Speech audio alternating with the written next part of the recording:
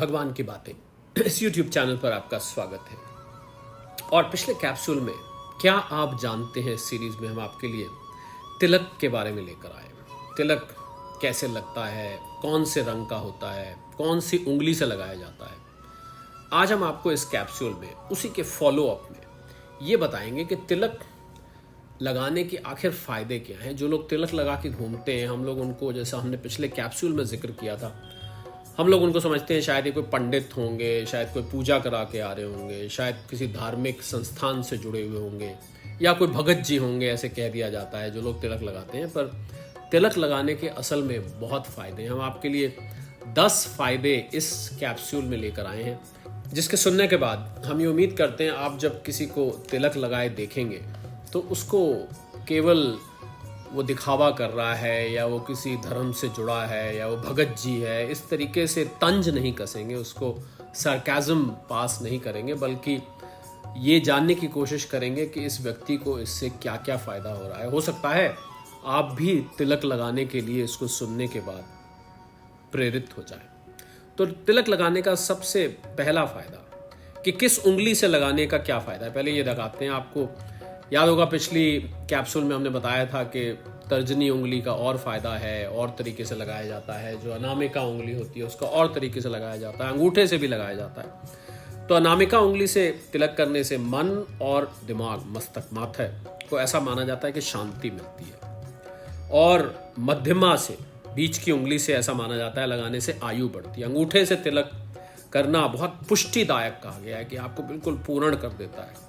और ये जो तर्जनी उंगली है सबसे छोटी, उससे तिलक करने पर ऐसा माना जाता है कि मोक्ष मिलता है। और विष्णु संहिता एक है, उसके अनुसार तो देव कार्य में अनामिका, पितृ के कार्य में मध्यमा यानी बीच वाली उंगली, और ऋषि कार्य में कनिष्ठिका यानी छोटी उंगली, और तांत्रिक कार्यों से उसके लिए प्रथमा उंगली यानी सबसे पहली जो उंगली होती है उसका प्रयोग किया जाता है। दूसरा फायदा तिलक लगाने का कि हर एक देवता का अलग तिलक है, और ऐसा माना जाता है कि भगवान विष्णु आदि की पूजा में पीले रंग के चंदन से तिलक करना चाहिए, गणेश जी की पूजा में हरिद्रा चंदन से, और पितृ का कार्य हो, पितरों का कार्य हो तो लाल चंदन से करना चाहिए, और भगवान शिव की पूजा हो तो भस्मी से करना चाहिए, और ऋषि पूजा में सफ़ेद रंग से करना चाहिए, और मानव पूजा में केसर और चंदन का तिलक इस्तेमाल करना चाहिए। और अगर लक्ष्मी जी की पूजा हो तो केसर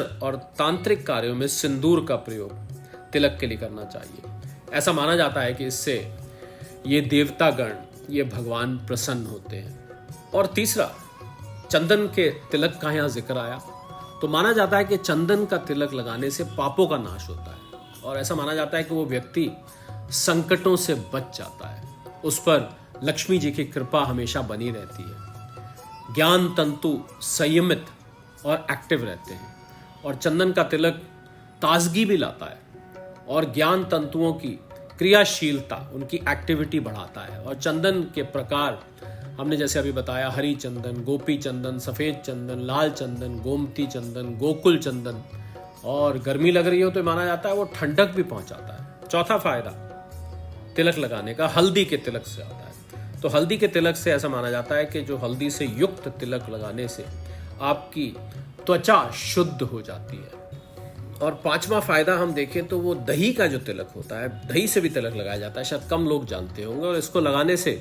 ऐसा माना जाता है चंद्र बल बढ़ता है, और मन मस्तिष्क में शीतलता प्रदान होती है, इससे भी आपको ठंडक मिलती है। दही ठंडा होता है, और क्योंकि आप ज्ञान चक्र पर लगा रहे हैं, मस्तक पर, तो सीधी सीधी आपको ठंडक मिलती है। अगला फायदा हम देखें तो इत्र का तिलक भी लगता है। और इत्र हम जानते हैं जो फ्रेग्रेंस होती है कई प्रकार की होती है, अलग अलग इत्र के अलग अलग फायदे बताए गए हैं। इत्र का तिलक लगाने से ऐसा माना जाता है कि शुक्र बल बढ़ता है, और व्यक्ति के मन मस्तिष्क में शांति और प्रसन्नता मिलती है। और एक तिलक, इससे अगला गोरोचन तिलक कहलाता है। तो गोरोचन आज के ज़माने में बहुत दुर्लभ चीज़ हो गई है। गोरोचन गाय के शरीर से प्राप्त होता है। कुछ विद्वान का तो ऐसा मत है कि ये गाय के मस्तक में पाया जाता है, किंतु वस्तुतः इसका नाम गोपित है, यानी कि गाय का पित्त।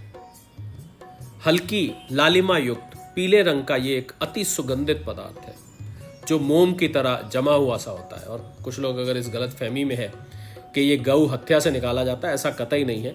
ये गाय का पित्त इसीलिए रेयर है कि गाय के मल मूत्र में या कई बार मुंह से ये निकल आता है। अनेक औषधियों में इसका प्रयोग होता है। यंत्र लेखन, तंत्र साधना, सामान्य पूजा में भी अष्टगंध चंदन निर्माण में गोरोचन की अहम भूमिका है। गोरोचन का नियमित तिलक लगाने से ऐसा माना जाता है कि समस्त ग्रह दोष नष्ट हो जाते हैं। आध्यात्मिक साधनाओं के लिए गोरोचन बहुत ही लाभदायी माना गया है। और अगला तिलक लगाने का बेनिफिट, तिलकों का मिश्रण अगर आप करके लगाएं, सब तिलकों को मिलाकर लगाएं, तो अष्टगंध के 8 पदार्थ होते हैं। हम जानते हैं कुमकुम है, अगर है, कस्तूरी है, चंद्रभाग है, त्रिपुरा है, गोरोचन है, तमाल है, जल है। पंचगंध में गोरोचन है, चंदन है, केसर है, कस्तूरी है और जो देसी कपूर मिलाया जाता है। और गंधत्रय में सिंदूर है, हल्दी है, कुमकुम मिलाया जाता है। और एक यक्ष कदर्म में अगर मिलाया जाता है केसर, कपूर, कस्तूरी, चंदन, गोरोचन, हिंगुल, रतांजलि, अंबर, स्वर्णपत्र, मिर्च और कंकोल सम्मिलित होते हैं। तो इनको मिक्स करने से इनके जो फायदे हैं, इन चीज़ों के जो फायदे हैं, वो चीज़ों के फायदे तो आते ही आते हैं, साथ में जो इन चीज़ों के बाकी आपको आध्यात्मिक फायदे बताए गए हैं वो भी साथ में मिलते हैं।